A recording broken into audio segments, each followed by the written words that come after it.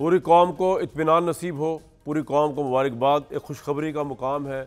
वो कौम जो कई सालों से मईशत की चक्की में पिस रही थी, वो कौम जिसको समझ नहीं आ रहा था कि उनकी मईशत की दिशा क्या होगी, डायरेक्शन कौन सी होगी, सिमत कौन सी होगी, आज वो तमाम मसाइल ख़त्म हो गए। आज गरीब की सुनी गई है व्यूर्स। आज गुर्बत के लिए, गुर्बत से निकालने के लिए अवाम को, पाकिस्तान की 24 करोड़ में से आधी ज़्यादा आबादी जो पावर्टी लाइन के नीचे, उसको निकालने के लिए आज एक इस तरह का प्लान सामने आया है कि जिसकी जितनी तारीफ़ की जाए कम है। और मेरा ख्याल से पाकिस्तान की आज तारीख़ बन गई है। ना सिर्फ ये इकनॉमिक तारीख़ है, ये सियासी तारीख़ भी बन गई है, ये एक इतिहास बन गया है। जिस ज़बान में भी ये शब्द बोलें आप, वो शब्द आप यहाँ पे आज दे सकते हैं, जिसमें काबिल तहसीन, जिसमें तारीख़, जिसमें इतिहास, इस तरह के बड़े बड़े लफ्ज़ बोले जाएँ, वो आज हो गया। पाकिस्तान को पहली दफ़ा अपनी इकनॉमिकल रिवाइवल के लिए सोल्यूशन मिल गया है, और वो सोल्यूशन नन अदर दैन मियां मोहम्मद नवाज शरीफ साहब ने दिया है। आज वो बता रहे थे कि इंडस्ट्री को तरक्की करने के लिए क्या पॉलिसी हो सकती है, और वो बड़े बड़े महावीर इकॉनमी के जो 4 साल से नाकाम और नामुराद यहाँ से चले गए पाकिस्तानी कौम का पैसा खा के, नवाज शरीफ साहब ने आज एक लाइन में सारा मतला ही क्लियर कर दिया। सुनवाएं। जो इंडस्ट्री में इन्वेस्ट करेगा उससे नहीं पूछा जाएगा कि पैसा कहाँ से आया है, और ये उन इदारों के लिए भी पैगाम, आई थिंक नैब की मतलब बात हो रही है, जो ऑब्वियसली बिजनेसमैन को तंग करते हैं। इसके दोनों पहलू हो सकते हैं, इसमें ज़रूर बात करेंगे। लेकिन नवाज शरीफ साहब ने आज पॉलिटिक्स में भी बड़ी खातिर ख्वाह बात की। उन्होंने खोल खोल के बयान किया कि बेसिकली किस तरह हुकूमत में को उन्होंने लिंगर ऑन किया शहबाज शरीफ साहब की, और वो बताते हुए ज़रा सुन लीजिए। वो बता रहे थे उनको हुकूमत की कोई ज़रूरत नहीं थी, लेकिन हुआ क्या, किस तरह इमरान खान ने ये एक दिन की जो हुकूमत थी शहबाज शरीफ साहब की, एक हफ्ते या एक महीने की रहती, ये 18 या 16 माह तक चलेगी। सुन लें जी। झुकने वाले भी नहीं और धमकियाँ खाने वाले भी नहीं। बहुत वार्म वेलकम फैसल वाडा साहब, इरशाद भट्टी साहब, और special warm welcome Hasan Ayub साहब को। पहली दफ़ा मेरे प्रोग्राम में तशरीफ़ लाएँ, उम्मीद है आखिरी दफ़ा नहीं, बार बार ही आते रहेंगे। वाडा साहब से शुरू करते हैं। वाडा साहब, मसला हल कर दिया नवाज शरीफ साहब ने। दोनों दिशाओं पर बात करूँगा आपसे। पहले तो उन्होंने कह दिया जो इंडस्ट्री में इन्वेस्ट करेगा उससे ना पूछा जाए कि पैसा कहाँ से आया है, और मेरा ख्याल से बहुत से लोगों के नज़दीक ये बात अच्छी है, क्योंकि नैब ने बड़ा तंग किया हुआ बिजनेसमैनों को। What's your take sir? बहुत शुक्रिया कामरान शाहिद साहब। जनाब देखिए, सेलेक्टेड अदालती लाडले जो हैं, वो वक्त ज़रूरत वक्त हाल हम हर तरफ अनाय कनायों में इधर उधर इशारे करते हैं कि ये ताकतवर हल्का और वो ताकतवर हल्का। लेकिन मज़ेदार बात ये सारी कि चाहे वो इमरान खान साहब से अगर आप शुरू करें तो उनको एक अदालत सर्टिफिकेट दे देती है कि वो सादिक और अमीन है। फिर वही अदालत जो है उनके ऊपर कनपट्टी पे बंदूक रख के रात को और छुट्टी के दिन खुलती हैं, और कहा जाता है 12 बजे से पहले फैसला करो। फिर फैसला कराने का वही अदालतें मुड़ जाती हैं और सिंपथेटिक हो जाती हैं, इधर बेल और उधर बेल। फिर इसी तरह नवाज शरीफ साहब को एक ओवर द काउंटर में पैसे ना लेने पर नाअहल कर देती है कोर्टें। फिर उनको एक ही बुला के कहती है कि अल्लाह ताला की जो शान है कि वो ज़िंदगी मौत का फैसला करता है, वो कहते हैं आप बताएं कि ये ज़िंदा रहेगा या नहीं रहेगा, और 50 रुपए के स्टैम्प पेपर जाने देती हैं। 4 साल तक मफरूरी 5 साल तक होती है। उसके बुलाने का कोई एजेंडा, कोई तरीक़ेकार, कोई स्टैम्प पेपर, कोई गारंटी, कोई श्योरिटी, कोई जदाद वदाद नहीं रखी जाती। उसके बाद उनको भेज दिया जाता है उसी अदालती अहकाम के बाद, और फिर एक ही उसी अदालत के तहत वो मफरूरी से वापस आते हैं। उनको अरेस्ट होना चाहिए, उनको बेल मिल जाती है। तो जब अदालतों के फैसले हैं, जब चाहे वो उसी कानून के तहत, मुझे नहीं पता वो कानून है, वो मौसीकी है, वो क्या है, मुझे तो नहीं पता, ना मैं कानूनदान हूँ, ना मुझे आइन का पता है। मुझे तो ये पता है कि जब दिल चाहता है ये एक को काला कर देते हैं, उसी अदालती फैसले से दूसरे को सफ़ेद कर देते हैं, सफ़ेद को ग्रे कर देते हैं, ग्रे को ब्लैक, ब्लू, वाइट के बीच में हम घुमाते रहते हैं। तो फैसला करने वाली जो कुव्वत है पाकिस्तान में, जो लाडला और सिलेक्टेड पैदा करती है, वो तो हमारा अदालती निज़ाम है, कोई और नहीं है इसके अंदर। अब हस्बे हाल हस्बे ज़रूरत अगर ये बात भी हो रही है, ठीक है। अच्छा जी, फिर अदालतें आपको मफरूरी में साद डार साहब को आपने देखा 5 साल तक वो प्राइम मिनिस्टर हाउस से जहाज में चले गए, वापस आ गए। अभी फैसल भाई एक बात बताएं, अभी आप लोगों को एतराज है कि अगर नवाज शरीफ बेचारे जो है उनको इंसाफ मिल रहा है, पहले आप खुद कह रहे हैं अदालतों ने इंसाफ नहीं दिया, अगर उनको आउट ऑफ द वे इंसाफ मिल रहा है, अगर उनको फास्टेस्ट ट्रैकेस्ट इंसाफ मिल रहा है, तो इस पर क्या एतराज है? इस पर क्यों कहा जा रहा है कि जी ये तो इस्टेब्लिशमेंट की वो बन गए हैं, दुलारे बन गए, उनके लाड। मैं पहला आदमी हूं, एक तो ऑपोजिशन भी पाकिस्तान की मैं अकेला कर रहा हूं, वाह, और मैं पहला ही आदमी हूं जो कह रहा हूं कि एस्टैब्लिशमेंट और कोई और नहीं है, ये तो अदालती सिलेक्टेड लाडले हैं। चाहे अच्छा। वो पहले इमरान खान की सूरत में थे, पीपल्स पार्टी की सूरत में थे, आप नवाज शरीफ की सूरत में, क्योंकि हमें तो कोई ऊपर का फरमान है नाउजुबिल्ला कि हमने इन्हीं लोगों के बीच में जो खड़े होकर पीछे हाथ बांध के इनकी गुलामी करनी है, और फिर इनकी नालायक औलाद की भी गुलामी करनी है, इनके दामाद बहनोइयों की भी करनी है, समधियों की भी करनी है। और एक 80 साल का आदमी, काबिल इज्जत है मेरे लिए इरफान सिद्दीकी साहब, वो एजेंडा बना रहे हैं 20 साल के 6.25 करोड़ लोगों की तकदीर का फैसला एक 80 साल का आदमी मंशूर बनाएगा। तो भाई, मेरे वालिद बहुत अच्छे ड्राइवर थे अपने टाइम पे, क्या वो आज की फरारी चला सकते हैं? क्या वो आज के गैजेट्स यूज कर सकते हैं? तजुर्बा अपनी जगह के ऊपर, लेकिन भाई आज रिक्वायरमेंट कुछ और है। आप नहीं तो नवाज शरीफ साहब ने बता तो दिया है यार, वाडा साहब, जरा आप ना दिल और आंखें कुशादा करके मियां साहब की बात सुना करें। उन्होंने कह तो दिया है, जो इंडस्ट्री में इन्वेस्ट करेगा बिजनेसमैन, उससे पैसे का पूछा नहीं जाएगा। ये आसान तरीका है।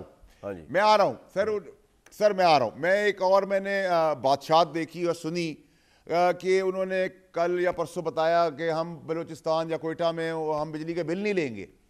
वाह, बादशाह तो इसी को कहते हैं, बिजली के बिल नहीं लेंगे। जो फैक्ट्री लगाएगा वो चाहे स्मगलर हो, डाकू हो, लुटेरा हो, करप्शन से भरपूर हो, पैसे चोरी किए हुए हो, किसी का हक मारा हो, डाका डाला हो, वो फैक्ट्री लगा दे।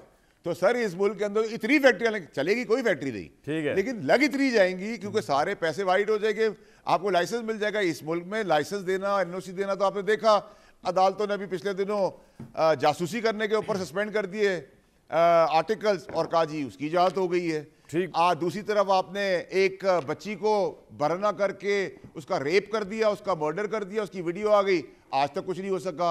जज के घर में बेटी गई, बच्ची गई काम करने, उसका भेजा फाड़ दिया, दिमाग खोल दिया, उसमें कीड़े पड़ गए, उस पर ही बेल हो गई। तो बेल और डील और लाडले और सेलेक्टेड और अदालती फैसले और अदालती निज़ाम, बल्ले बल्ले, अल्हम्दुलिल्लाह सर। बिल्कुल सर, आपका ये पॉइंट आ गया, पैसे साथ भी देख लेंगे, लेकिन मैं यहाँ क्लियरिटी बता दूं। एक मिनट कामरान शाहिद साहब। जी जी सर। सर, ये जो आज के दिन जो बेहतरी है या जो बेचैनी नहीं है मुल्क के अंदर, चाहे वो काकड़ साहब की हुकूमत हो और चीफ ऑफ आर्मी स्टाफ का ज़बरदस्त किस्म का काम हो और चीफ जस्टिस साहब भी कर रहे हो, लेकिन अगर आप ये समझ रहे हैं कि डॉलर वॉलर, पैसे वैसे, स्मगलिंग, चीनी, सब चीज़ें कंट्रोल में आ गई हैं चीफ ऑफ आर्मी स्टाफ की बदौलत, तो सर अगर जिस वक्त ये मुंतखब हुकूमत आएगी तो जितना डॉलर जहाँ छोड़ा था वहाँ से ऊपर जाएगा, पेट्रोल ऊपर जाएगा, रोटी कपड़ा मकान, खाने की कीमत, अद्वियात, सब चीज़ें डबल जाएगी। तो ये तो अब मुझे नहीं पता कि किस जिन और किस फार्मूले के तहत अगर माफ करना है अपने बिजलियों के बिल और फैक्ट्रियाँ। इस्टेब्लिशमेंट के तो इस वक्त पॉलिसी है नो टू करप्शन, तो मुझे ये अंदाज़ा नहीं है कि ये किस कॉन्टेक्स्ट में, लेकिन अगर हसन अयूब साहब आप पहली दफ़ा तशरीफ लाए मेरे प्रोग्राम में, ज़रा आपका भी मौक़िफ़ सुनने के, वैसे तो मैं देखता रहता हूँ आपको सर, ये नवाज शरीफ साहब के पीछे वाडा साहब, इरशाद भट्टी साहब या दूसरे लोग वैसे ही पड़े रहते हैं, या वाकई उन बेचारों को, वो बेचारे ऐसी बात कर देते हैं, जैसे ये इंडस्ट्री वाली बात होगी, फिर वो ख्वातीन वाली कभी बात हो। जी जी अयूब साहब।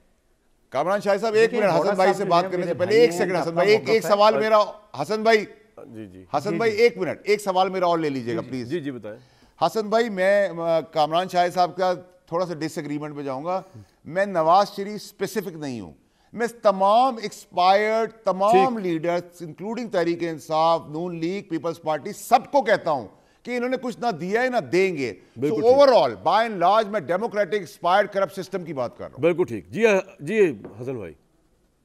जी सही है। नहीं, फैसल वाडा साहब जो है वो पॉलिटिशियन हैं, उन्होंने अपनी बात करनी है, उन्होंने अगर वो अपोजिशन कर रहे हैं तो उन्होंने तमाम सियासी जमातों पर तनकीद करनी है, ये उनका राइट है और मैं आई रिस्पेक्ट हिम, और मतलब मेरा तो जाती ताल्लुक है उनसे, भाईचारा एक है, तो मैं इनकी बात को मैं फैसल वाडा मैं तो अपनी बात करूंगा। यहाँ अगर लिस्ट बता दी जाए तो क़यामत आ जाएगी।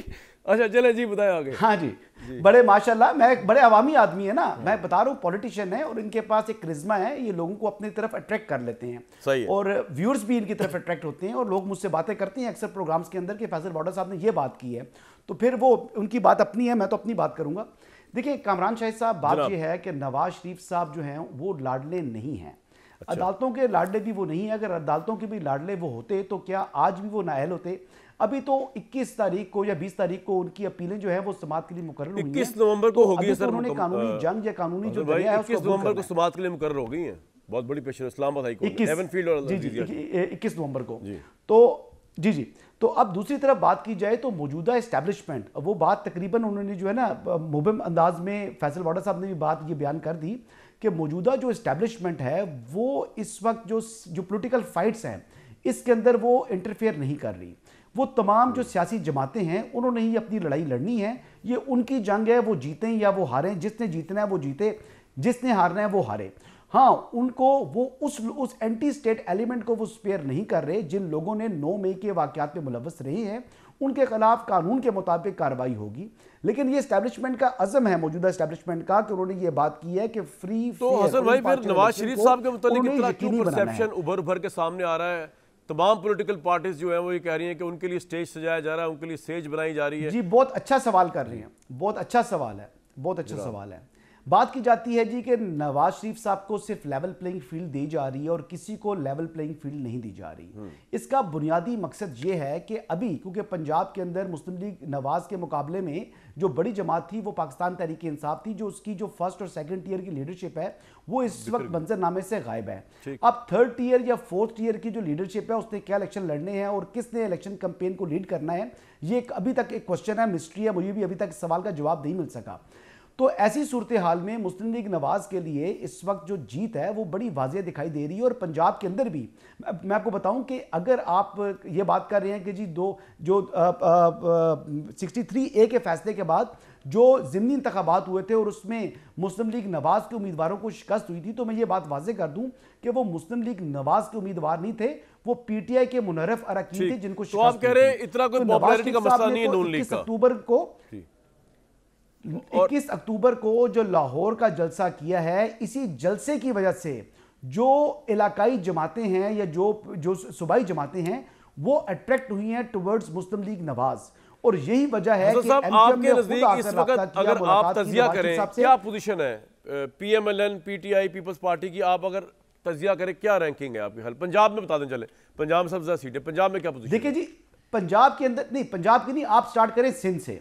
सिंध से अगर स्टार्ट करें तो ये जितने मर्जी अलायंस बन जाएं, सिंध में पाकिस्तान पीपल्स पार्टी की सूबाई हुकूमत को नहीं रोक सकते ये अलायंसेस। ठीक, अब सर पंजाब पे आ जाए प्लीज। दीवार पर लिखा साफ दिखाई दे रहा है। अब पंजाब पे आए ना प्लीज। जी सर, अब पंजाब पे आए प्लीज। तो इसी तरीके से पंजाब के अंदर मुस्लिम लीग नवाज की जो विक्ट्री है वो दीवार पर लिखी दिखाई दे रही है। ये जितने मर्जी जो है उस पर तनकीद कर लें कि नवाज शरीफ मकबूल नहीं है, लाहौर से शरीफ फैमिली जो है फरार इख्तियार कर रही है, तो आज मैंने अपने प्रोग्राम में ये खबर दी थी कि पूरी शरीफ फैमिली लाहौर से अपनी पुरानी जो आबाई उनकी नशिस्तें हैं जहां पर वो पहले माजी से इलेक्ट होते रहे हैं, वो उन तमाम नशिस्तों पर इलेक्शन कंटेस्ट कर रहे हैं। अच्छा। और जो ये बात फैला रहे हैं कि वो शरीफ फैमिली फरार इख्तियार कर गई है लाहौर से और लाहौर उनके साथ नहीं रहा, तो वही बात है कि 8 फरवरी को आपको वहां से जो बैलेट बॉक्स से वोटें निकलेंगी वो आपको नजर आ जाएंगी। वाह, चलें जी, आपका पॉइंट आ गया। ले जी भट्टी साहब, नवाज शरीफ साहब ना लाडले हैं ना वो गैर फरार हैं, बल्कि उनकी फतह जो है नवश्ते दीवार लिखी जा रही है। और क्यों, और उसकी वजूहात बड़ी, एक तो उन्होंने बड़ी सॉलिड वजह बताई हसन साहब ने, मैं उनसे एग्री करता हूँ कि थर्ड और फोर्थ टायर की भी लीडरशिप तहरीक इंसाफ की नज़र नहीं आ रही। तो फिर क्या ज़रूरत है किसी को नवाज शरीफ के लिए मैदान मैनेज करने की? क्या ज़रूरत है स्टेज से जाने की? नवाज शरीफ तो जीते हुए हैं, क्योंकि he is the only national level leader right now जो फ्रीली मूव करे। दूसरा इस पर बात कर देगा, इकोनॉमिक पॉलिसी उन्होंने दी है कि इंडस्ट्री के लिए जो पैसे का पूछा नहीं जाएगा। भट्टी साहब, माइक विद यू। पहली बात तो यह है कि भाईजान पाकिस्तान की पिछले 35-40 साल तारीख के सबसे बड़े लाडले मियाँ मोहम्मद, मेरे महबूब कायद मियाँ मोहम्मद नवाज शरीफ हैं, बल्कि 75 साल तारीख के लाडले मियाँ मोहम्मद नवाज शरीफ हैं। आगाज़ लाडलापन से हुआ, जनरल जिलानी लाडलापन, जनरल ज़ियाउल हक लाडलापन, IGI लाडलापन, असगर खान केस लाडलापन, मुशर्रफ मार्शल लगा तो जद्दा सरूर पैलेस लाडलापन, जद्दा से लंदन पहुंचे लाडलापन, यार जलावतनी को तो लाडलापन ना करे यार, अल्लाह किसी को जलावतन ना करे। चलें बहरहाल पनामा लीग सर, वो जिस तरह जलावतन नहीं हुए थे, डील करके गए थे सर, डील करके गए। अच्छा चलें सर। पनामा लीग्स जब भी मुश्किल वक्त में खड़ा होने का वक्त आया वो डील करके पतली गली से निकल जाते हैं। वो आपका राय हो सकती है, मेरी नहीं। पनामा लीग्स आई 8 हफ्तों के लिए, जब वो मुजरम हुए तो उसके बाद 8 हफ्तों के लिए जाती उम्रा महल लाडलापन, 50 रुपये के स्टाम्प पेपर पर लंदन लाडलापन, वहाँ बैठकर मफरूर और मुजरम और इस्लामाबाद हाई कोर्ट कह रही है कि वो एक हमारे निज़ाम इंसाफ पर हंस रहे होंगे, तज़ीक करके गए हैं, झूठ बोल के गए हैं। तो मफरूर मुजरम होकर हुकूमत गिराई, लाडलापन, हुकूमत चलाई, लाडलापन, सारे फैसले अहम किए, लाडलापन, वापसी 75 साल तारीख की ऐसी वापसी, लाडलापन, एहतसाब अदालत बिना पेश हुए रिलीफ, लाडलापन, इस्लामाबाद हाई कोर्ट बिना पेश हुए, लाडलापन, लाहौर इस्लामाबाद एयरपोर्ट पर बायोमेट्रिक, सुन ले, इस्लामाबाद एयरपोर्ट पर बायोमेट्रिक, लाडलापन, और उसके बाद लाहौर एयरपोर्ट पर शाही किले के सब्ज़ाज़ार पर पुलिस और इंतज़ामिया के सलाम, लाडलापन, इब्तदा लाडलापन, अभी तक इंतहा लाडलापन, शुरू लाडलापन, इख्तिताम लाडलापन। पहली बात ये। दूसरी बात आ जाइए कि उन्होंने आज मईशत को सीधा कर दिया है, मुल्क को खुशहाली की राह पर डाल दिया है। भाईजान, ये हम पहले भी भुगत चुके हैं, और ये 16 महीने की इनकी 75 साल तारीख की बदतरीन हुकूमत भुगत चुके हैं। जब ये आए थे क्या कह रहे थे? इमरान खान नाहल है, निकम्मा है और गवर्नेंस परफॉर्मेंस के मसाइल हैं, हम तजर्बाकार हैं, हम अरस्तू हैं, हमारे पास सब मसाइल का हल है। फिर हुआ क्या? डॉलर 125 रुपया बढ़ा, पेट्रोल कितना बढ़ा, चीनी कितनी, खाने पीने की अशिया, कर्जे 20 खरब लिए 16 महीनों में, 20 खरब कर्जा, रिकॉर्ड बेरोजगारी, रिकॉर्ड महंगाई, रिकॉर्ड गुर्बत। और एक सिर्फ एक कामरान भाई, सिर्फ दो जुमले, सिर्फ दो जुमले। IMF का स्टैंड बाई मुआहदा, don't dictate me IMF, don't, I can handle IMF, without IMF I can run the country. Sir मुझे एक बात बताएं, जो इनके बाबा इस वक्त मुल्क के मारूजी हालात देखते हुए IMF का वो भी अरबों का नुकसान करवा के खरबों के टैक्स लगा। तो लेना आगे चले ना, आगे जब वाडा साहब के साबका लीडर और जिसपे बहुत से लोगों की होप थी वो जेल में है, ना अहल है इस वक्त इलेक्शन के लिए, बिलावल साहब सिर्फ सिंध तक महदूद है, तो what is the choice Pakistan has got except Nawaz Sharif? चलो पुट इट दिस वे। भाईजान, ये कोई आपका 18वीं मर्तबा सवाल है हमारे पिछले कोई 2 महीने से। जी, सारे अंदर हो जाएं, मुझे कोई इशू नहीं, सारों को सजाएं मिल जाएं, मुझे कोई इशू नहीं। सारे नवाज शरीफ साहब बाहर आ जाए, चौथी मर्तबा वजीर आजम बन जाएं, मुझे कोई इशू नहीं। लेकिन अगर मेरी चॉइस पूछें तो मैं तो अल्लाह ना करे कि उस दिन मेरी चॉइस बने ये लोग के जो 35 साल से इक़्तिदार में और अभी भी कशकोल तोड़ेंगे, महंगाई ख़त्म करेंगे, बेरोजगारी ख़त्म करेंगे। ठीक है, पॉइंट आ गया। और आया क्या? वो जो आखिरी तकरीर, सुन 2 जुमले, आखिरी तकरीर आपने इसी प्रोग्राम में आंखों के तारा की बयान की थी, और आया क्या? मुझे पता ही नहीं था हालात ख़राब हैं जब इनकी हुकूमत आई। हमारे पास तो खाने को जहर खाने को भी पैसे नहीं, हम तो भिखारी हैं। सारी ऐसे करते हैं। जरदारी साहब ने भी किया था, मुशर्रफ साहब से टेक ओवर जब किया, नवाज शरीफ साहब ने भी किया था, इमरान खान साहब भी कहते, कोई नई बात नहीं है, किसी एक से मुतल्लिक नहीं। वाडा साहब मुझे तो खुल के अपनी पॉलिसी तो बताएं सर। आपके देखें, एक तो आपकी हुकूमत ने, जब आप पहले हुकूमत में थे वाडा साहब, तो ये जो नवाज शरीफ जिन नाइंसाफियों को गिनवाते हैं उनमें बुदरजा उत्तम हाथ आपकी गवर्नमेंट का था। और आज अगर आप इमरान खान से अलग हुए तो फिर आपको सिर्फ ये नहीं कि इमरान खान की 9 मई की पॉलिसियों से डिसएग्री करें, फिर इसमें भी हमें बताएं ना कि क्या इमरान खान साहब ने, या जिस तरह मिल के जनरल बाजवा साहब से मुबैना तौर पे, जनरल फैज साहब से मिल के मुबैना तौर पे, क्या नवाज शरीफ के साथ ज्यादती नहीं की? फिर इसका भी तो हमें बताएं ना। आप तो उस वक्त के गवाह हैं, सारे वाकयात देखे हैं। मतलब हक तो बोलना चाहिए, चाहे नवाज शरीफ आपको आप पसंद करें या ना करें, डजंट मैटर, लेकिन हमें थोड़ा ये तो बताया ना सर, ज्यादती हुई है इमरान खान के हाथों, उस वक्त की एस्टैब्लिशमेंट के हाथों नवाज शरीफ के अगेंस्ट, या नहीं हुई? देखिए कामरान साहब, सबसे पहले आपको पास्ट में जाना पड़ेगा कि ये जो भी लीडरान वजीर आजम कुर्सी पे बैठते हैं, ये अपने बाप की जागीर समझते हैं इस मुल्क को, चाहे उसमें पुराने अदवार के हों, चाहे वो PTI से हों, नून से हों, पीपल्स पार्टी, उनकी बाप की जागीर होती है। ये अपने सेल्फ इंटरेस्ट के लिए, अगर आप मुझसे पूछेंगे तहरीक इंसाफ की हुकूमत ने फैसिलिटेट नहीं किया नवाज शरीफ साहब को बाहर भेजने में, बिल्कुल किया। जाली रिपोर्टें हमारी पंजाब हुकूमतों ने बनाई, सारी जाली रिपोर्टें बनाकर गढ़ जोड़ करके हमने कहा कि इनको निकाल देंगे तो हम अगले 10 साल तक के लिए इक़्तिदार में बैठ जाएंगे। हमारा अपना सेल्फ इंटरेस्ट था। अच्छा, जब ये आए थे, ये एग्जैक्टली यही काम कर रहे थे। ये SHO की तरह जहाज़ों में लोगों को किडनैप कर रहे थे, चाहे वो फौज के लोग थे, नीचे मेडल लगा रहे थे, ये इन्होंने भी किया। गालियां बुक्स इन्होंने भी की। इमरान खान साहब ने दुश्मन का, इनका बुक्स, सारी पार्टियों का बुक्स लेकर वो काम कर दिया जो शायद दुश्मन भी नहीं कर सकता था। और अनकॉल्ड फॉर करप्शन इन्होंने भी थोक के हिसाब से की। उससे पहले जितनी पार्टियां खड़ी हैं उन्होंने थोक के हिसाब से की। इनमें 90% लोग वो हैं जो सिगरेट भी नहीं खरीद सकते थे। उनसे आज पूछें तो हाँ, अब वो फैक्ट्रियां लगाएंगे, क्योंकि अब हम नया कानून लाने वाले हैं कि जितने सियासतदानों ने 35-40 साल, 15 साल, 5 साल, 7 साल में लूटा है, अब हम उनकी लूटी हुई दौलत को लीगलाइज करेंगे फैक्ट्री लगा के। तो मैं बिस्किट की फैक्ट्री लगाऊंगा, चोरी का माल ले आऊंगा, फैक्ट्री चलेगी नहीं, खड़ी होगी। जमीन भी जाली, फैक्ट्री भी जाली, उसमें भी चोरी करेंगे। जैसे मैं कहता हूं कि पार्लियामेंट के अंदर जितनी गाड़ियां आती हैं उसमें 90% गाड़ियां स्मगल गाड़ी हैं जो कानून बनाते हैं। तो जो लूटते हैं वो गाड़ी भी की ड्यूटी नहीं भरना चाहते। अब आप आ जाएं कि आपने किस किस एतबार में क्या किया। नहीं वाड़ा साहब, मुझे एक बात बताएं, चाहे वो तरीके इंसाफ पीपल्स, एक बात बताएं मुझे कि ये जो चोरी करप्शन है इसमें ज़रूर आते हैं, लेकिन आपके नज़दीक नवाज शरीफ इस वक्त ओनली चॉइस नज़र नहीं आ रहे, जबकि इमरान खान पाबंद सलासल है, बिलावल भुट्टो सिंध के। एक तो इसका जवाब मुख्तसर देके फिर मैंने एक और सवाल इंपॉर्टेंट पूछना है आपसे, करप्शन के हवाले से बात आगे लेके जानी है। जी फैसल साहब। देखिए कामरान साहब, प्लस माइनस 7-8 सीटें प्रोविंस में, बिल्कुल हसन की बात बिल्कुल आई टोटली अग्री, मेरा छोटा भाई है, वेल इन्फॉर्म्ड है। सिंध में उनकी हुकूमत रहेगी, यहाँ आज़ाद, IPP, GTA, MKM, शेमकेम मिला मिलू कर ये पंजाब से 2/3 नहीं मिलेगी मियां मोहम्मद नवाज शरीफ साहब को आपके नजदीक की। और सर सिंपल मेजॉरिटी भी नहीं मिलेगी सर, छोड़े ना इन बातों को, तो इन बातों से निकल जाएं अब। अच्छा। और अगर आपने को अल्लाह ताला की तरफ से कोई मुआवजा, कोई आंधी तूफान आ गया 2 साल, वरना 11-12 महीने में एक दफ़ा आप फिर इस फरसूदा ब्यूरोक्रेटिक डेमोक्रेटिक जमहूरी थर्ड क्लास निज़ाम, करप्ट लीडर, एक्सपायर्ड लीडर्स के थ्रू चलाना चाहते थे, एक दफ़ा मज़ा और ले लें।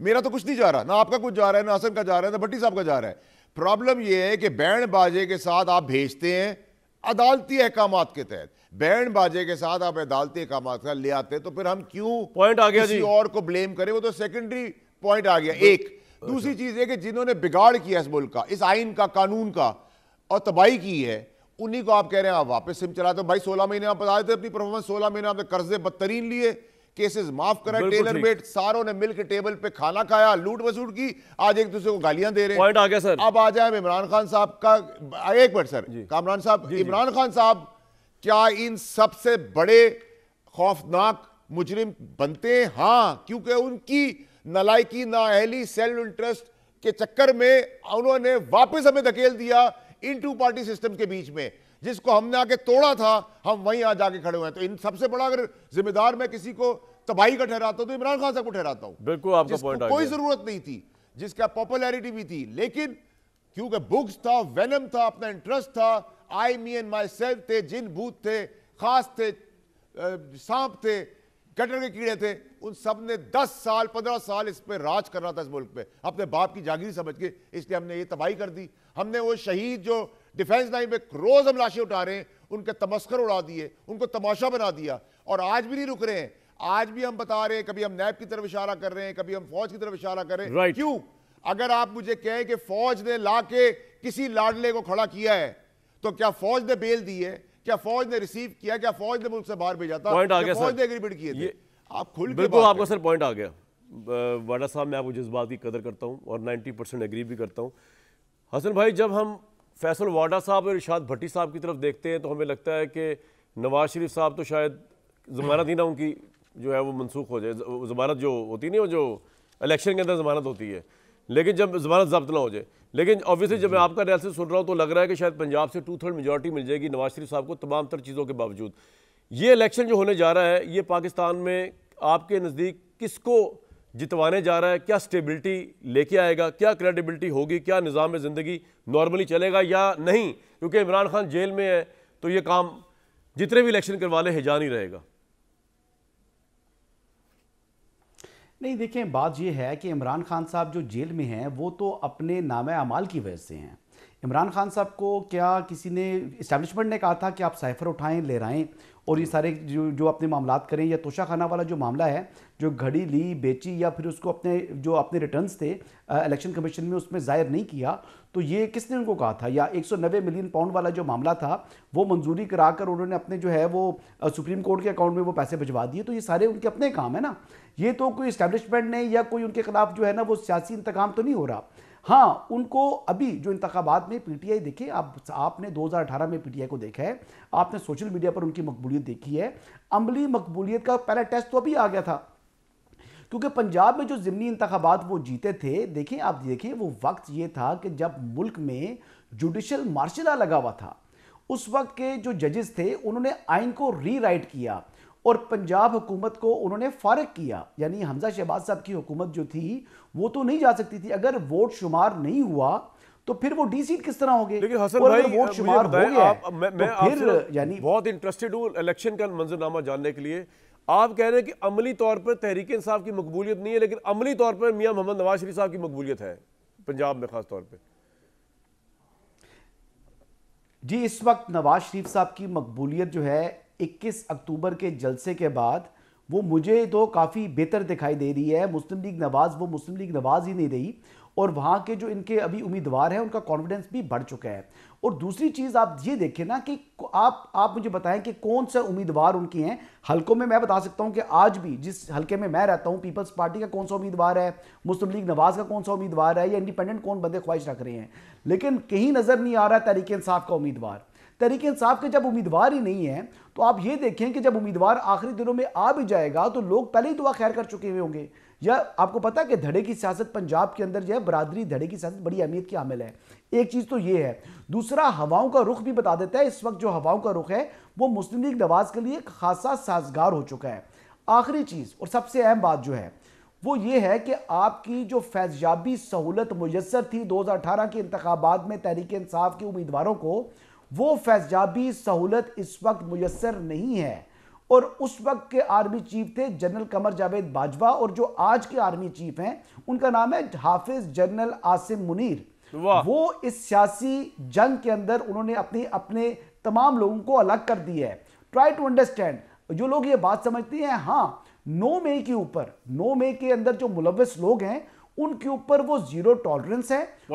इवन देन उन लोगों के मुकदमात भी आइन और कानून के मुताबिक अदालतों में है, यानी उसमें कोई खुद जबरदस्ती उनके खिलाफ कार्रवाई नहीं हो रही। जो कुछ हो रहा है आइन और कानून के मुताबिक हो रहा है। और इस वक्त मुल्क के जो चीफ जस्टिस हैं वो जस्टिस काजी फाइज ईसा हैं, जिन्होंने मुल्क में जुडिशियल मार्शल लॉ नहीं लगाया हुआ। कामरान साहब बिल्कुल sir, I totally agree with you. Bhatti sahab, काश के मेरे सवाल का जवाब मिल जाए आपसे, क्योंकि बाकी तो लोग दे रहे हैं, आप भी देते हैं, लेकिन मूड जब होता है आपका।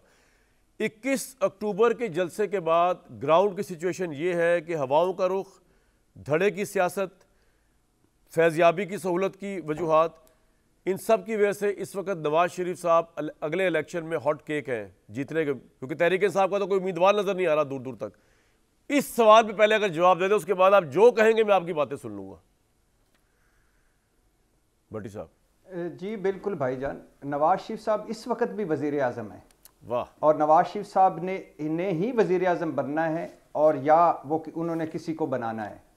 और ये बिल्कुल ठीक है, दुआ खैर भी हो चुकी है, मौसम भी साजगार हो चुका है, हर किस्म की फैज़याबी भी हो चुकी है, और रिस्क फ्री वापसी भी हो चुकी है, गारंटी की वापसी जो ऐसा क्या जादू है भट्टी साहब मियां मोहम्मद नवाज शरीफ में कि सब कुछ हो रहा है उनके लिए? ये तो बताएं क्या मैजिक है? सर ये पहुंचे हुए बुजुर्ग हैं, बहुत पहुंचे हुए बुजुर्ग हैं। इनके पास रूहानी बहुत चिल्ले काटे हैं एवन फील्ड में, इन्होंने बहुत ज्यादा इन्होंने यार 4 साल इतनी ज्यादती हुई मियां मोहम्मद नवाज शरीफ साहब के साथ, अगर उनको ये रिवॉर्ड मिल रहा है सब्र का, तो भट्टी साहब क्या मसला है आपको और मुझे? जी जी जी। और आज सबसे अच्छी बात ये हुई कि हसन अयूब मेरे भाई ने बता दिया कि हमारे इस वक्त चीफ जस्टिस कौन है और आर्मी चीफ कौन है, वरना मैंने पूछना था आपसे कि आज कौन है। तो बहुत बहुत बहुत शुक्रिया भाईजान, आपने बाकायदा नाम लेके पूरे बता दिए। आप जेलस तो नहीं फील करके भट्टी साहब के आर्मी चीफ का नाम आपके अलावा किसी और ने लिया कैसे? आप फैज़याबी दौर को भट्टी साहब याद करते हैं मेरे ख्याल से, आप भी फैज़याब तो नहीं हुए? बहुत लग ऐसे ही रहे मुझे। बात कर लो मेरी जान मैं बात कर लूं। फैज़याबी हमारी थी तो आपकी है, बस इतना से ही फर्क है। इस फर्क को जानकर हमारी थी आपकी है, वाह वाह वाह, ये तो शेर का मिसरा हो गया पहला। हाँ बस इतना ही से फर्क है। पहली बात तो ये है कि जो हसन अयूब ने जो बात की है बिल्कुल ठीक की है कि आज जो पाकिस्तान तहरीक इंसाफ है उसमें इमरान खान साहब और जो उन्होंने जो 3 बड़ी सियासी गलतियां की उनका 80% वो खमियाजा भुगत रहे हैं। वाह। कौन सी? कि फौज से लड़ाई लड़ी, मीर जाफ़र, मीर सादक, न्यूट्रल्स, गाली बना देना, और अगर मुझे गिरफ्तार वो करेंगे तो रद्द अमल भी उधर ही आएगा, और एक सब कुछ एक आर्मी चीफ कर रहा है, और फिर लॉन्ग मार्च आर्मी चीफ की तकर्री के लिए DGISI से उनको हटाना, और फिर उसके बाद DGISI को सर आगे का मंजरनामा बताएं तो नवाज शरीफ प्राइम मिनिस्टर बन रहे हैं और इमरान खान नंबर 2 कौमी असम्बली से निकलना, नंबर 3 सूबाई असम्बलियां तोड़ना, और टेस्ट मैच को 2020 मेरी बात सुनिए भट्टी साहब, I am no more interested कि उन्होंने क्या ब्लंडर किए हैं। मैं आगे की तरफ जाना चाह रहा हूँ, ये तो हम आप और मैं कई दफा तजिया कर चुके हैं। मैं एक ब्रेक पे जा रहा हूं, लेकिन उससे पहले हसन अयूब साहब आप कुछ कहना चाह रहे हैं, you have a right to respond, जल्दी से बोल दें। नहीं, वो भट्टी साहब इधर जल्दी से मैंने बात नहीं करनी, मैं जरा आराम से जवाब दूंगा। अच्छा, आप आराम से जवाब दे दें, आप आराम से जवाब भट्टी साहब से कुछ सवाल करूंगा, आराम से करें जवाब, आप सवाल करें, पूछे। जी जी, आप सर आराम से करें, टाइम है, बोले। अच्छा भट्टी साहब, आपने कहा कि जी आप माजी में फैज़याब होते रहे हैं, आपने तो मान ली ये बात, ठीक है, ये बात मान ली ना आपने, और मैं आज हो रहा हूं बकौल आपके। जी जी, यही बात हुई है। सवाल करें, सवाल नहीं, सवाल ये है ना, मेरा ये सवाल है आपसे। जी सर, मान ली आपने बात तस्लीम कर ली क्या माजी में फैज़याब होते रहे? और मैं वजीर आज़म भी बना था, और एट ए टाइम वजीर आला लेकिन मैं आपकी बात की तरदीद कर रहा हूं, मैं कोई फैज़याब नहीं होता, मैं कोई फैज़याब होने वालों में से नहीं हूं।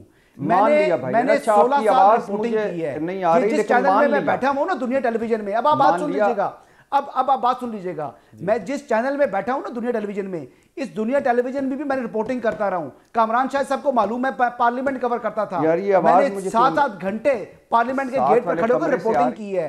मैं एक वो रिपोर्टर हूं जिसने पॉलिटिकल रिपोर्टिंग भी की है, जिसने कोर्ट रिपोर्टिंग भी की है, और मैं वो रिपोर्टर हूं जिसने पार्लियामेंट्री रिपोर्टिंग भी की है और पॉलिटिकल रिपोर्टिंग भी की है।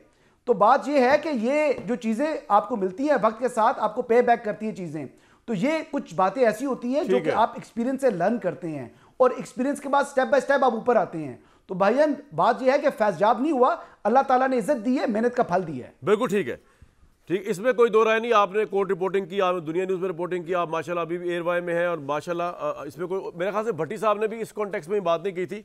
मैं एक ब्रेक, अगर मुझे इजाज़त दें मैं ब्रेक ले लूँ। भट्टी साहब, आपको आवाज़ आ रही है मेरी? अब आ रही। वो अपना कैरियर बता रहे थे हसन अयूब साहब, जो आप सुन नहीं सके। मेरा ख्याल से आपने भी कोई उसमें बात नहीं की, क्योंकि कोई सहाफियाना क्रेडेंशियल कर दें। नहीं, उनके हवाले से तो बिल्कुल नहीं, उनके हवाले से नहीं की। मैं जानता हूं, और आप दोनों मेरे लिए बड़े क्रेडिबल जर्नलिस्ट हैं। बात ये होती है, मैं बताता हूँ जी, मैं खुद बड़ा फैज़याब हूँ, मैं बताता हूँ। मैं ब्रेक पे जा रहा हूँ, उसके बाद मुझे जरा वाडा साहब ने ये बताना है कि उनकी गवर्नमेंट कितनी फैज़याब हुई थी गोगी के मामले के अंदर, बुशरा बीबी के मामले में। फैसल वाडा साहब तो गवाह भी हैं, और फैसल गवाह साहब तो रहे भी हैं, देखते भी रहे, तो जरा इनसे भी पूछ लेंगे कौन कितना फैज़याब हुआ उस वक्त जब करप्शन के सूते फूटते थे। लेकिन भाई मैं अपना बताया तो मैं बड़ा फैज़याब हुआ। परवेज़ मुशर्रफ साहब PTV न्यूज़ से मुझे लेकर आए जर्नलिज्म के अंदर, और मुझे क्या लेके आए, ये जियो से लेके, एयरवाई से लेके, दुनिया न्यूज़ से लेके आगे तक, ये सब उन्हीं का विजन है जो आज पाकिस्तान में फ्री मीडिया है। मुझे एक ब्रेक के लिए जाना है जी।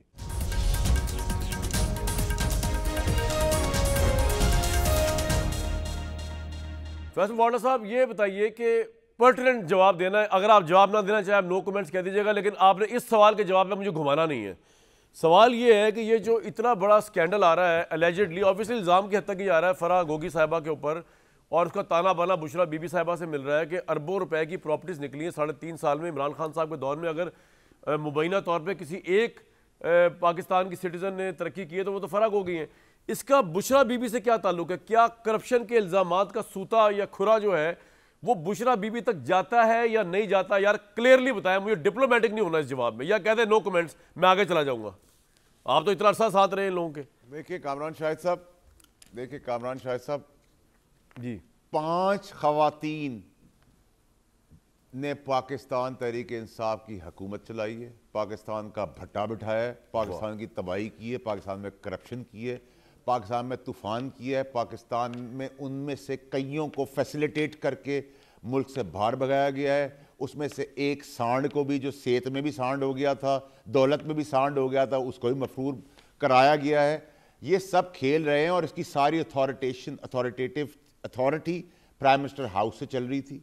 तो मैं इधर तक तो बात कर सकता हूँ। और मैं फिर आपको एक और बात भी ये कर सकता हूँ कि इंसान का माजी जिसका दागदार हो, झूठ पे हो, बेईमानी पर हो, बेहियाई पे हो, बेशर्मी पे हो, मुनाफकत पर हो, फरेब पर हो, उनके साथ आप इस डेफिनेशन के साथ सब चीज़ें प्लेस कर दें तो 5 खवातीन आपने ढूंढनी है। मैं आपको ये बता सकता हूँ कि ये नाम थे या नहीं थे, लेकिन 5 खवातीन ने इस मुल्क का भट्टा बिठाया तहरीक इंसाफ के अंदर, इस पर कोई दो राय नहीं होनी चाहिए। करप्शन 5, 7, 8 वजीर और उसमें से सब भाग गए, तो वो जो मुन्ने बुजदार साहब है, जो एन से जिनकी फाल निकली थी उस्मान बुजदार की कि सीएम बनेंगे, जो वसीम अकरम प्लस हैं, वो तो मौजूद है आज एंटी करप्शन। मैं तो हैरान हूं कि उसमें कोई हाथ डालता भाई। सब कुछ करने की जरूरत नहीं है भाई। वो ट्यूब पहन के आज भी गवर्नर हाउस में बच्चे की तरह स्विमिंग कर रहे होंगे।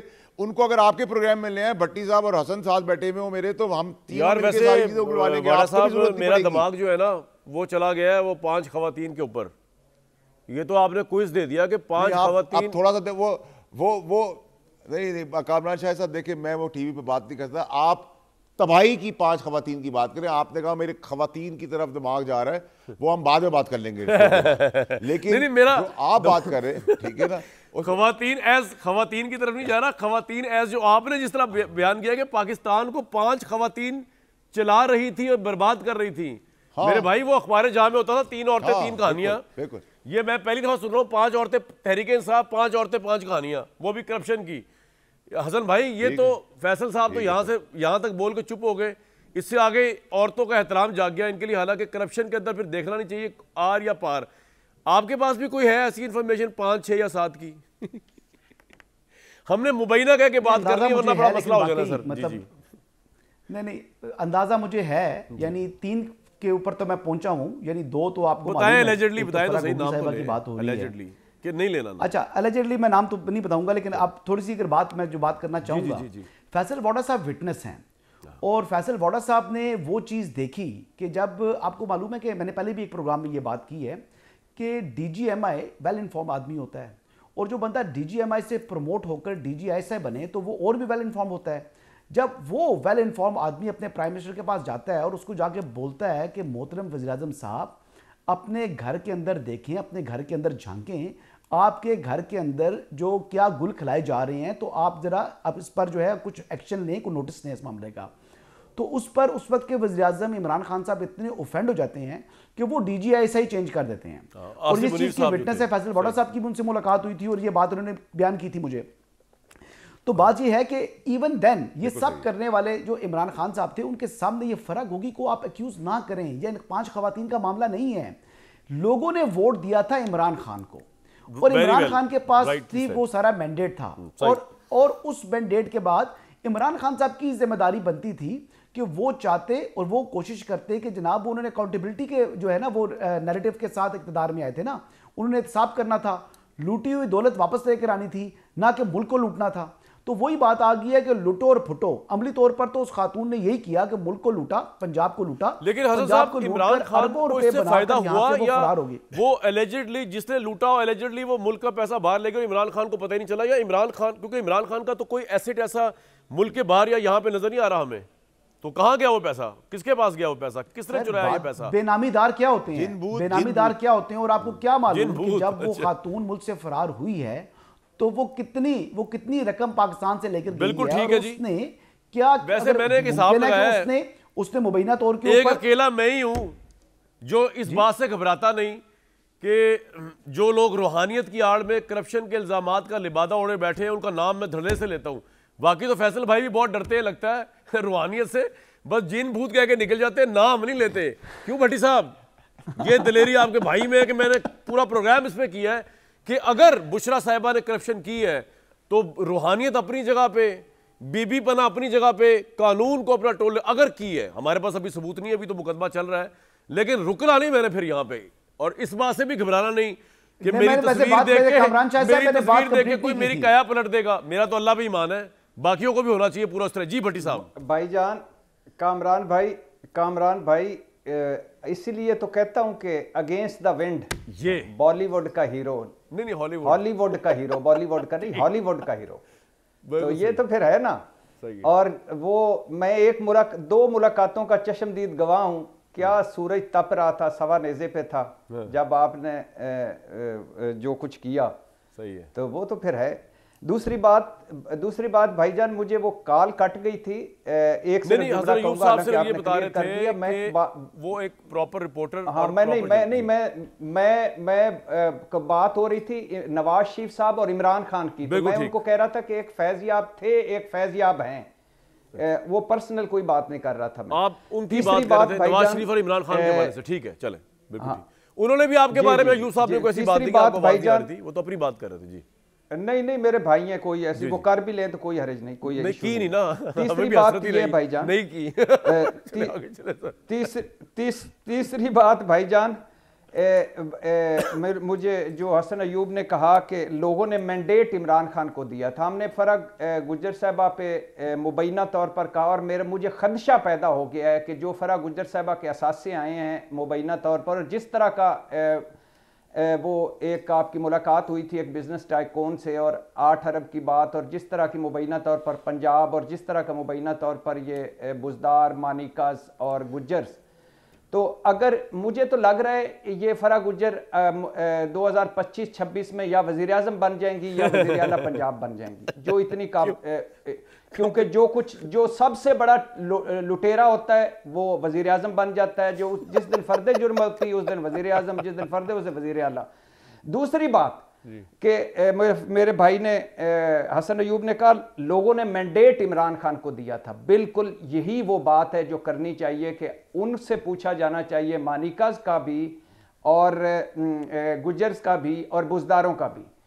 लेकिन साथ ही मैंडेट दिया था नवाज शरीफ साहब को भी। मेरे महबूब कायद कहते हैं कि करप्ट अफराद अपने नाम पर असासे नहीं रखते। अगर नवाज शरीफ अपने बच्चों का जिम्मेदार नहीं, शहबाज शरीफ साहब अपने अहले खाना के जिम्मेदार नहीं, और अगर बिलावल अपने वालिद का नहीं, तो इमरान खान किस तरह फरा गुज्जर का फिर हो गया? इमरान खान पर फिर क्यों लगा रहे हैं आप?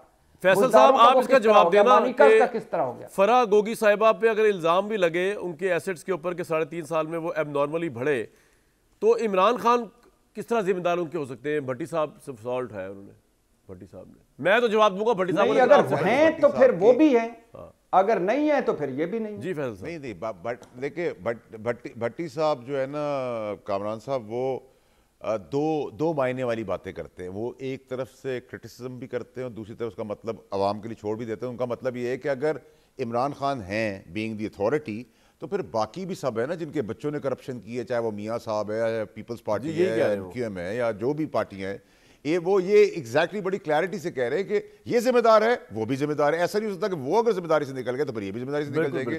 तो सर जो इस मुल्क से निकल गया उसका कोई एहतसाब नहीं है, जो मुल्क से निकल गया वो वक्त जरूरत बुला लिया जाता है, उसका भी कोई एहतसाब नहीं है। जो कुर्सी पे सही का करप्ट आदमी है, वो सबसे बड़ा करप्ट होगा तो वो क्वालिफाई कर जाएगा वजीर आजम की कुर्सी, क्योंकि आवाम को का खून चूसने के लिए जिसको आप चूज करते हैं वो है वजीर आजम पाकिस्तान, कोई भी हो बाय एंड लार्ज। किसी ने भी कुछ नहीं दिया और आगे भी कोई नहीं देगा। लेकिन प्रॉब्लम यह है कि जो हसन ने बात की वो बिल्कुल ठीक बात की कि वेव जो है, क्योंकि अदालती निज़ाम, अदालती फैसले, ब्यूरोक्रेसी का सर का घूमना, good to see you sir कहना, पुलिस को सल्यूट कराना, ये और जिसकी लाठी उसकी बैस, टीसी, पुलिस, आरओज, डब्बे, ये सब कुछ अगर आप देखें तो हाँ स्टेज सेट फॉर सवाल। आपको इमरान खान से कोई हमदर्दी नहीं है इस वक्त कि इमरान खान कह रहे हैं कि उनका फेयर ट्रायल नहीं हो रहा, उनके साथ ज्यादतियां हो रही हैं? आपको कोई हमदर्दी नहीं है उनसे, गिवन द फैक्ट कि आपका उनसे एक ताल्लुक तो रहा है ना? देखिए लेकिन मुझे देखिए मैंने इस पर कभी नहीं कहा कि मेरा कोई ताल्लुक नहीं, और ना मैं हाथ बांध के 9 मई के बाद आया हूँ कि जी मुझे माफ कर दे जी, बड़ा गजब हो गया 9 मई को, ठीक है, अल्लाह की मेहरबानी है। और ना ही मैंने अपने बयानियां बदल के मैं किसी और पार्टी के अंदर गया। जिस बयानी पे मैं खड़ा था उसी बयानी पे आज भी खड़ा हूं। वो तो बात सही है। लेकिन कामरान शाह प्रॉब्लम सारी मेरी है, ठीक है कामरान शाह साहब, मेरी प्रॉब्लम ये है कि सर मुझे ये जवाब देंगे क्या जरूरत थी उस धरने की, कौन चीफ बन रहा था उससे हमें सरोकार क्या है, चीफ जस्टिस कौन बनना है हमारा उससे क्या ताल्लुक है, पुलिस की IG किसने बनना हमें क्या है, दुनिया का ओनर कौन है हमें क्या, हमने पॉलिसी देनी थी, आगे मुल्क को लेके चलना था, लेकिन हम क्या करने बैठे। आपके ख्याल में फैसल भाई इमरान खान लंबे अरसे के लिए ट्रैप हो गए, जेल में फंस गए, या आपको लगता है कि नहीं रुत चेंज होगी इस तरह नवाज शरीफ के हक में हुई थी अब उनके हक में भी हो सकती है? देखिए मैं माजी अगर मेरा देखें तो I won't be surprised, but अगर आप मुझसे आज की बात करें कानूनी तौर पे और दुनियावी तौर पे, तो ना खान साहब अभी मुझे सिलेक्शन में नजर आ रहे हैं कंटेस्ट करते हुए, और ना ही उनकी पार्टी नजर आ रही है, ना ही मुझे निशान नजर आ रहा है, ना ही मुझे हाथ पॉइंट आ गया, ना देने वाले, ना हसन अयूब साहब टिकट पकड़ने वाले आ रहे हैं। लेकिन एक चीज सर कामरान शाह साहब, मेरे लिए जो सबसे इंपॉर्टेंट चीज है वो ये कि आप हर बार 35 साल 65 साल से बैनर लगाते हैं घोड़ों की रेस होने वाली है, और उस बैनर की जगह गधों की रेस कराते हैं, तो फिर रिजल्ट का भी उसी तरह मुतय्यन करें ना। हसन अयूब साहब, आपके नजदीक सर स्पेसिफिक सवाल है, क्विक जवाब। इमरान खान आपको लंबे अरसे के लिए जाते हुए नजर आ रहे हैं, जिस तरह के साइफर का मामला तो उबर कैद भी हो सकता है, या आपको लगता है नहीं रुत बदलेगी तो यहाँ पे तो कई सियासतदानों को, मौलाना मदूदी को फांसी की सजा भी होगी थी लेकिन लगी तो नहीं, अच्छी बात है नहीं लगी, इसी तरह भुट्टो साहब के अलावा सभी को वन वे और जी हसन साहब। देखिए बात यह है कि इमरान खान साहब का जो मुकदमा है वो बड़ा संजीदा नोयत का है, और अब ये डिपेंड करता है कि जो डिफेंस के लॉयर हैं वो नहीं सर, मैं इसकी बात नहीं कर रहा हसन भाई, मैं आपको शायद अपना सवाल नहीं बता सका, मैं उसकी बात नहीं कर रहा, मैं लीगल मैरिज की बात नहीं। आपको पता है यहाँ पे कौसे कजा आसमान की चेंज होती है, नीचे कोर्ट का माहौल तब्दील हो जाता है। मैं उस कॉन्टेक्स्ट में कह रहा हूँ क्या इमरान खान का जुर्म इतना बड़ा है? माहौल आज भी ऐसा ही है, आप माहौल तो देखिए, माहौल अगर आप माहौल की बात कर रहे हैं, माहौल तो आज देखिए कि ये छोटा था ना, ये पाकिस्तान के वाहिद कैदी हैं, जी जी जी बताएं, ये पाकिस्तान के वाहिद कैदी हैं जिनको आज भी एक्सरसाइज के लिए साइकिल मिली हुई है जेल में। ये पाकिस्तान के वाहिद कैदी हैं जिनको भुनावा जो है मटन देसी घी में मिलता है। ये पाकिस्तान के वाहिद कैदी हैं जिनको भुनावा देसी मुर्गा जो है वो, मैं कह रहा हूं जुर्म इतना बड़ा है इमरान खान का कि कभी भी माफी ना मिले या मिल सकती है भले। इमरान भाई जी भट्टी साहब, आपका क्या टेक है? वक्त की कमी है ब्रेक से पहले भट्टी साहब, अभी मुस्तकबिल करीब में यानी 1 साल से 2 साल तक तो मुझे इमरान खान साहब बाहर आते थे। आपका पॉइंट आ गया, बिल्कुल ये मैं जानना चाह रहा। जी भट्टी साहब, योर टेक, यही सवाल। बस कर पगले हसन, बस कर पगले, रुलाएगा क्या भुना हुआ गोश्त, तो भुना हुआ सब्जियां, भूख लगी हुई है खुदा के लिए, ना इस तरह कर। साइकिल तक बात ठीक थी, आगे जो भुने हुए चीज़ों पे ना कर। और दूसरी बात, ये इलेक्शन तक भाईजान, इस इलेक्शन में तो इमरान खान नजर नहीं आ रहे, लेकिन रुतें बदलती रहती हैं हर 5 साल बाद, आगे देखते हैं क्या होता है। वाह वाह भट्टी साहब वाह, आपने तो बात ही ना तमाम कर दी। तो फैसल भाई, कोई ख्यालात आखिरी रह गए हो आपके इमरान साहब के लिए, नवाज शरीफ साहब, कोई शुभकामनाएं? भाई को भुना हुआ गोश्त खिलाएं, मैं भुनी हुई सब्जियां, भुनी हुई। वो एक और बात बता दूं फैसल भाई, इमरान खान साहब आप समझे, उनको ना 10 घंटे टीवी चैनल दिखाए जाते हैं, हो सकता है वो इस वक्त हमें देख रहे हो, आपने कुछ कहना हो इमरान खान साहब को? फैसल 8 बजे आपका नहीं देखते, एक ब्रेक नहीं देखते, आपको क्या पता? एक ब्रेक के बाद फैसल वाडा वो पैगाम देंगे कि अगर इमरान खान इस वक्त जेल में उनको देख रहे हो तो क्या पैगाम देंगे, ब्रेक के बाद बताएंगे। जी ब्रेक।